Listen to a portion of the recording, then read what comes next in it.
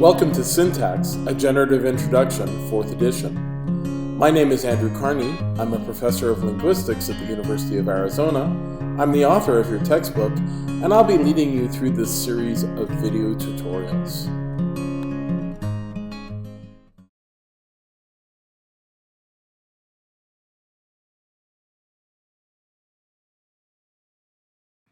A couple of units ago, we talked about how English expresses the notions of tense, aspect, and voice. And we noticed that there was this very intricate interaction between auxiliaries and endings that appeared on verbs and other auxiliaries. In this unit, I want to revisit that question and see how we might account for it using theta grids and the theta criterion. Let's remember what the pattern looks like. What we have is voice, like passive voice, is indicated using the auxiliary verb to be or is or whatever variant form of be you have, plus a participial ending on the following verb. So the marking of the passive is interleaved between the auxiliary and the following verb form. Progressive, you'll recall, is indicated by the verb to be, but instead of using the participial form, it uses the gerund form, also known as the present participle, but we use the term gerund. So the fact that this sentence is progressive is that you have the verb to be followed by an ing.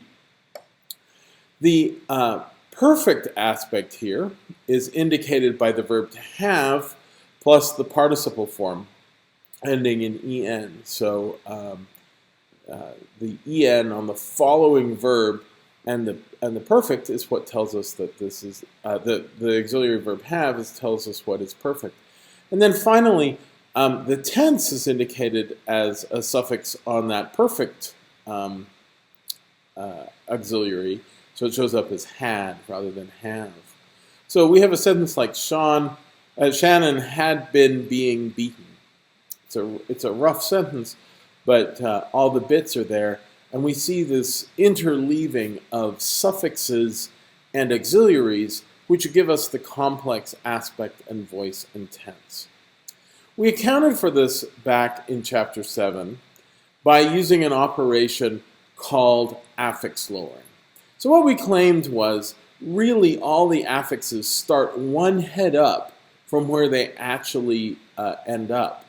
So the perfect marker in English was have plus en. And then you took the en and you lowered it down onto the following verb. Then you took the progressive was marked by be plus the ing suffix, and again you lowered that suffix down. And voice was be plus en, and again you lowered that en suffix down. So this was affix-lowering. This actually gets us the right order of elements, and it is in fact one of the most classic analyses of this phenomenon, known as affix-lowering or affix-hopping. So let's talk about how we might get the same kind of effect, but not using affix-lowering, but using theta grids and the theta criterion instead. To start off, we're going to start by talking about modals, which are the prototypical case of T nodes. We know that modals go in T positions. So first of all, let's look at this pattern. Gabriella must have eaten the waffle. Maggie must be eating the waffle. Waffles must be eaten. And Gabriella must eat the waffle. And what you see here is the modal can be followed by a perfect, a progressive, a passive, or an active. But what it cannot be followed by is another TP. So for example, you can't have it following, you can't have a will following the must. We know that there are some cases where you get double modals, but we'll talk about that under a different situation. So must can take perfects, progressives, and voice Ps, but it can't take other TPs. So how do we capture this? Let's make a claim. Let's make a claim that in terms of features, perf, prog, voice, and v, of course, all have the feature plus v. So what we're going to do is require that the complement of modals, of t in particular, must have this feature, this plus v feature. Now, there's actually an additional restriction on modals and on will, which functions like a modal.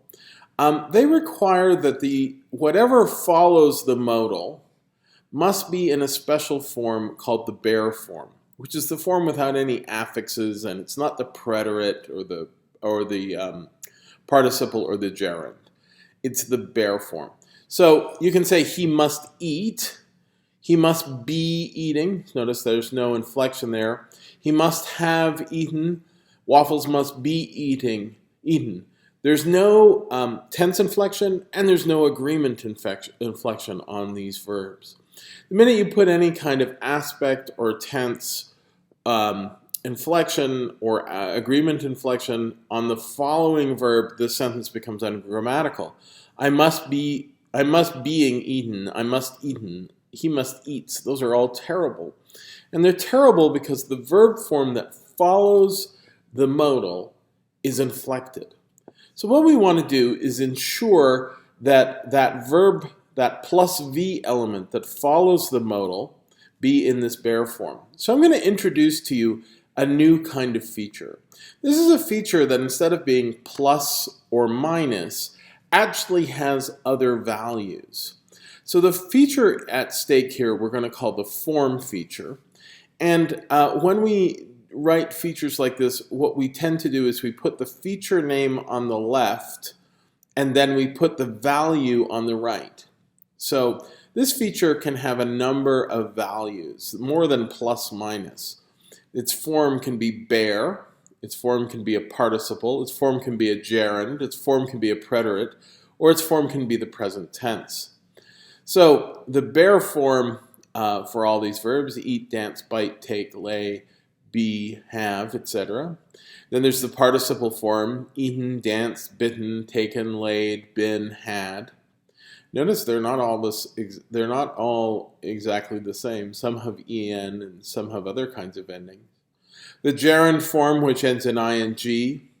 The preterite form, which sometimes ends in an ed, but sometimes takes special forms like bit and took and ate. And then the present tense form, which is often indicated with this s suffix, but of course only in the third person. And then you have verbs like have and be, which have much richer inflection. So every verb has various forms which are associated with the actual inflection that appears on them. So we have this form feature.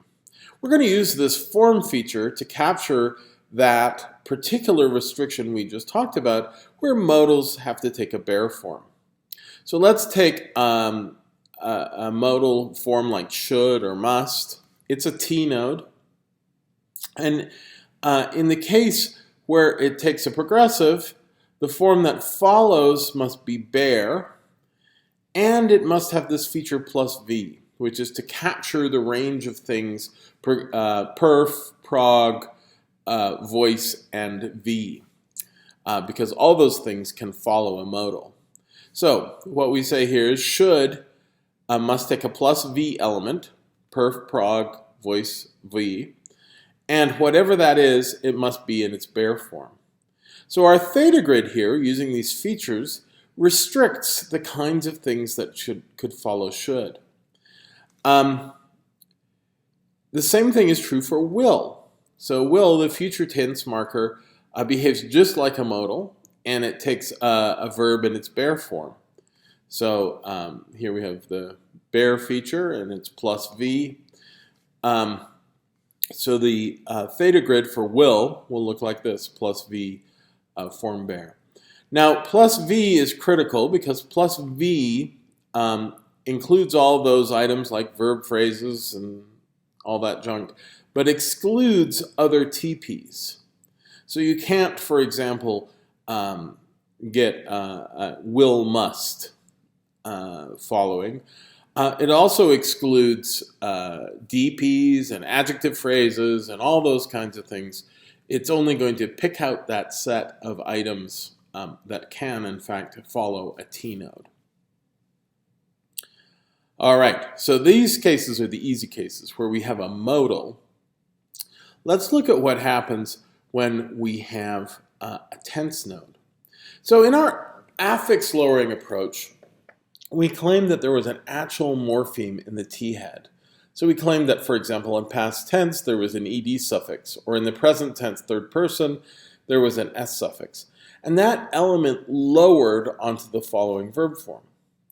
There was a problem with this, however. It forced us to actually propose some stipulative morphological adjustment rules. So you don't actually get runned, you get ran. And similarly, when you're looking at perfects, you don't get fitten, you get fitted.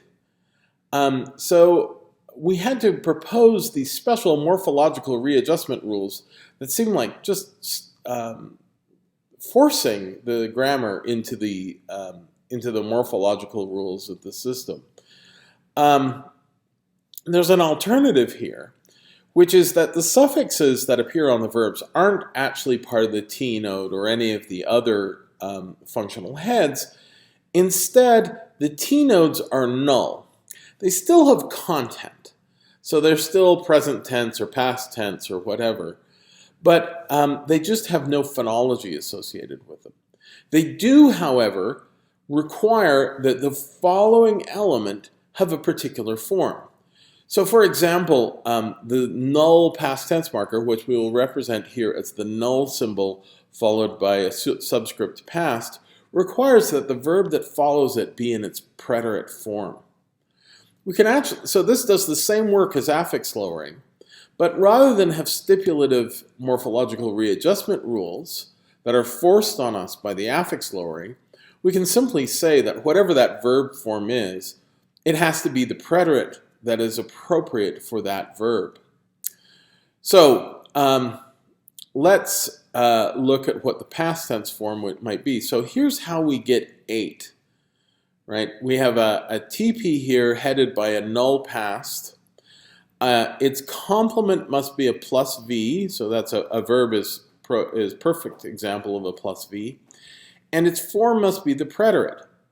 Now, rather than saying we had ed and eat, lowering ed and then changing 8 plus ed into 8, we simply say 8 is the preterite form. And so in the lexical entry for 8, it says, I'm a preterite.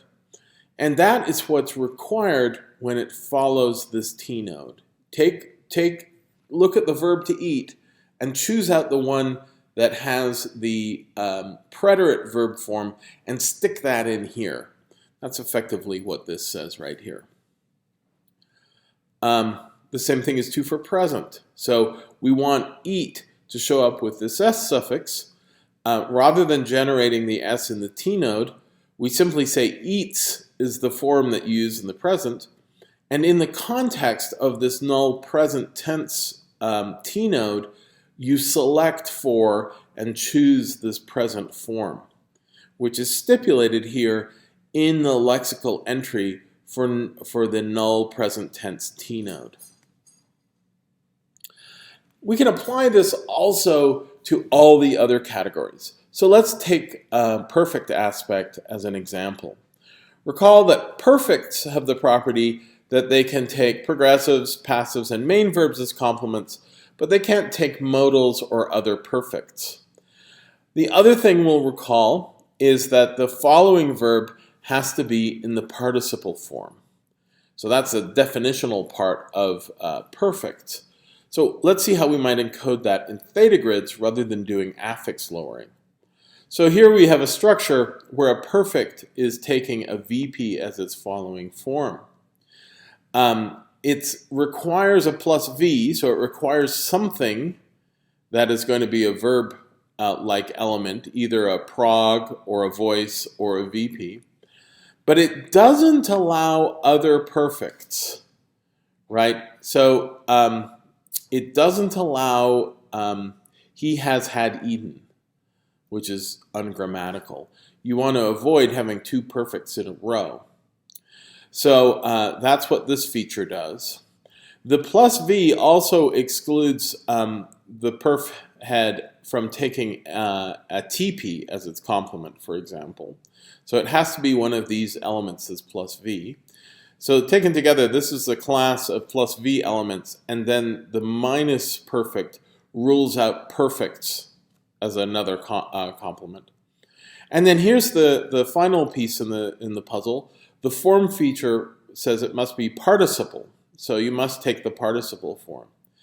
Now, in our older analysis, you would have generated an en here and lowered it down onto this verb head.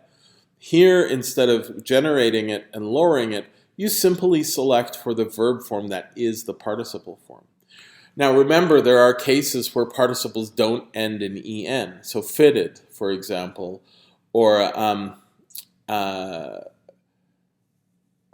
many of the other ones that you saw in that chart, the participle doesn't end in en. So this explains that without taking reference to language-specific readjustment rules. Okay, let's see how this extends to progressives. Progressives, you'll recall, can take passives and main verbs as complements, but never modals, never perfects, and never other progressives. So we have to account for this pattern. We secondly have to account for the thing that follows it has to be in the gerund form. So here's a structure with a prog P headed by the verb to be. And this B, this prog B, requires a plus V, so that excludes modals or other TPs. And we're going to specify here that it's minus perfect and minus progressive. What that does is prevent other progressives from appearing in the complement position and perfect from appearing in the complement position. And then the last piece we have is this feature form gerund.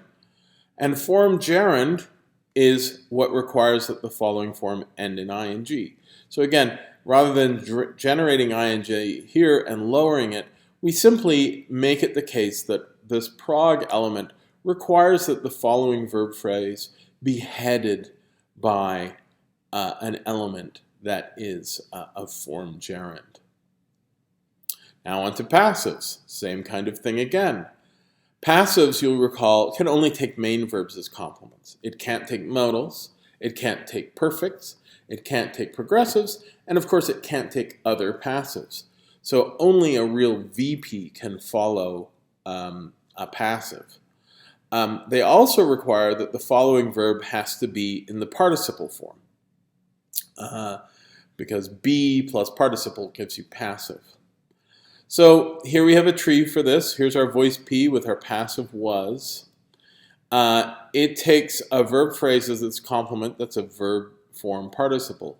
Rather than generating the en and lowering it, we simply select for this in our theta grid using the feature form participle. So again, the plus V here rules out TPs. These three minus features rule out taking perfects, progressives, or other passives. And the form feature requires that this form be in the participle. You might notice that you could actually do the same thing by simply specifying, rather than all of this junk, minus perfect, minus progressive, minus passive, that it be a VP that follows. And that would work as well. But since we've used features like this in the previous forms, we might as well make use of them here again. So that would be a legitimate answer as well.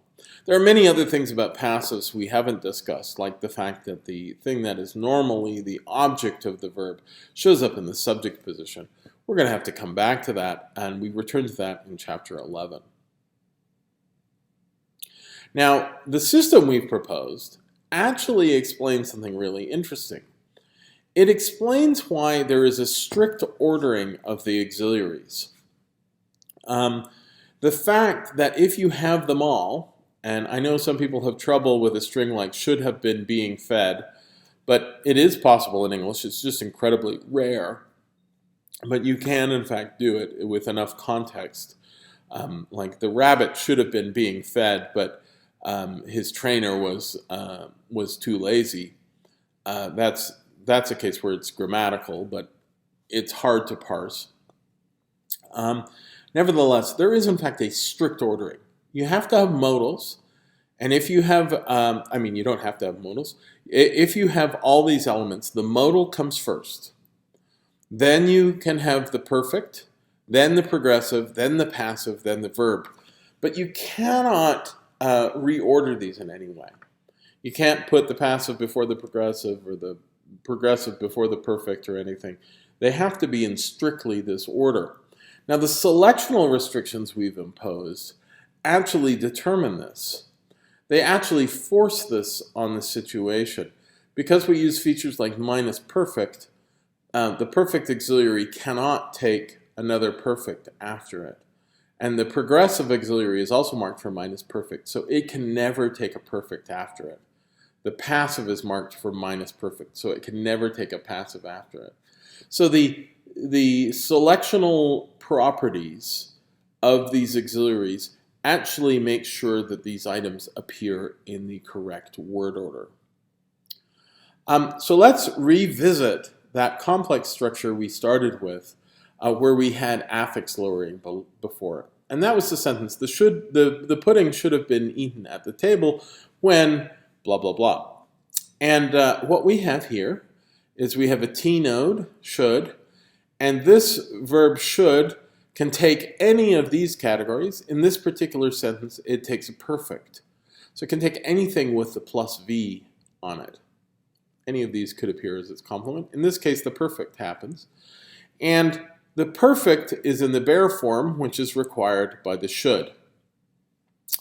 The progressive follows the perfect. The perfect can take anything with a plus V as long as it's not another perfect. So it has a minus perfect requirement on it. And the perfect form requires that its complement be in the participle, which is true here. The progressive can take anything with a plus V as long as it is not a perfect or a progressive. Minus perfect, minus progressive. And it requires that the following form be in the gerund, which it is.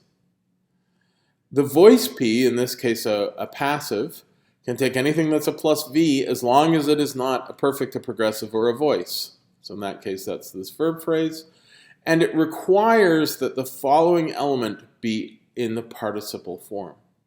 So these feature structures here, which are the features of these words themselves, meet the conditions of selection of the head above them. And this is the effect that is caused by using theta grids to get at the correct forms for these auxiliaries.